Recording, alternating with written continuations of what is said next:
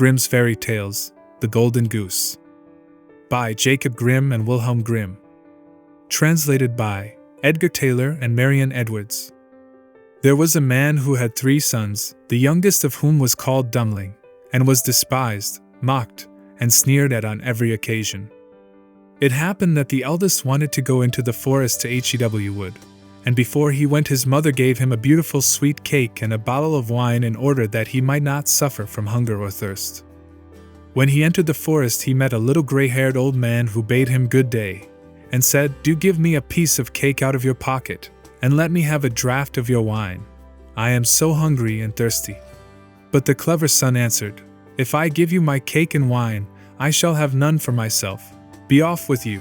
And he left the little man standing and went on.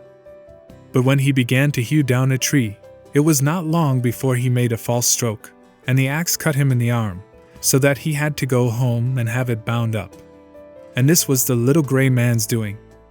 After this the second son went into the forest, and his mother gave him, like the eldest, a cake and a bottle of wine. The little old gray man met him likewise, and asked him for a piece of cake and a drink of wine. But the second son too said sensibly enough, "What I give you will be taken away from myself. Be off." And he left the little man standing and went on. His punishment, however, was not delayed. When he had made a few blows at the tree he struck himself in the leg, so that he had to be carried home. Then Dummling said, "Father, do let me go and cut wood." The father answered, "Your brothers have hurt themselves with it. Leave it alone. You do not understand anything about it." But Dummling begged so long that at last he said, "Just go then. You will get wiser by hurting yourself." His mother gave him a cake made with water and baked in the cinders, and with it a bottle of sour beer. When he came to the forest the little old gray man met him likewise, and greeting him, said, "Give me a piece of your cake and a drink out of your bottle. I am so hungry and thirsty." Dummling answered, "I have only cinder cake and sour beer. If that pleases you, we will sit down and eat." So they sat down, and when Dummling pulled out his cinder cake, it was a fine sweet cake, and the sour beer had become good wine. So they ate and drank, and after that the little man said, "Since you have a good heart, and are willing to divide what you have, I will give you good luck. There stands an old tree, cut it down, and you will find something at the roots." Then the little man took leave of him. Dummling went and cut down the tree, and when it fell there was a goose sitting in the roots with feathers of pure gold. He lifted her up, and taking her with him, went to an inn where he thought he would stay the night. Now the host had 3 daughters, who saw the goose and were curious to know what such a wonderful bird might be, and would have liked to have one of its golden feathers.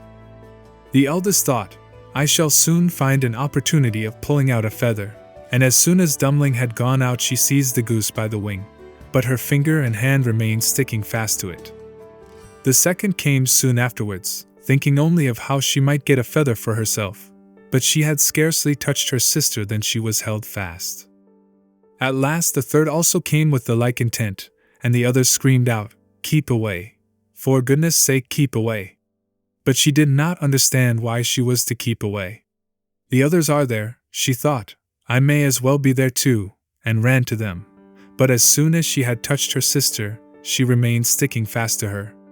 So they had to spend the night with the goose. The next morning Dummling took the goose under his arm and set out, without troubling himself about the 3 girls who were hanging on to it. They were obliged to run after him continually, now left, now right, wherever his legs took him. In the middle of the fields the parson met them, and when he saw the procession he said, "For shame, you good-for-nothing girls, why are you running across the fields after this young man? Is that seemly?" At the same time he seized the youngest by the hand in order to pull her away, but as soon as he touched her he likewise stuck fast, and was himself obliged to run behind.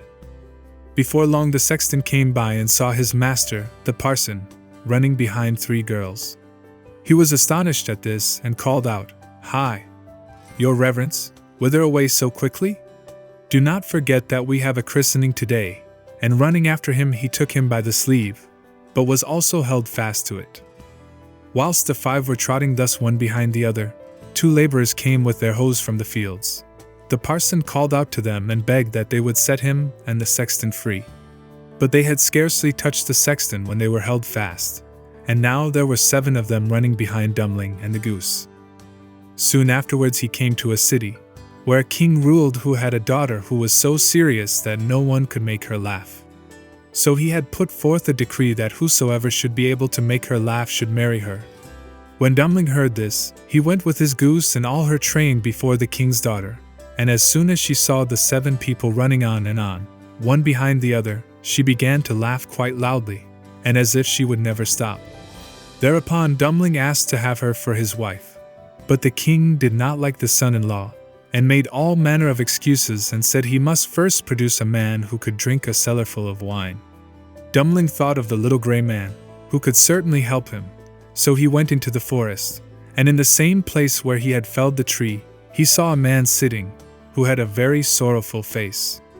Dummling asked him what he was taking to heart so sorely, and he answered, "I have such a great thirst and cannot quench it.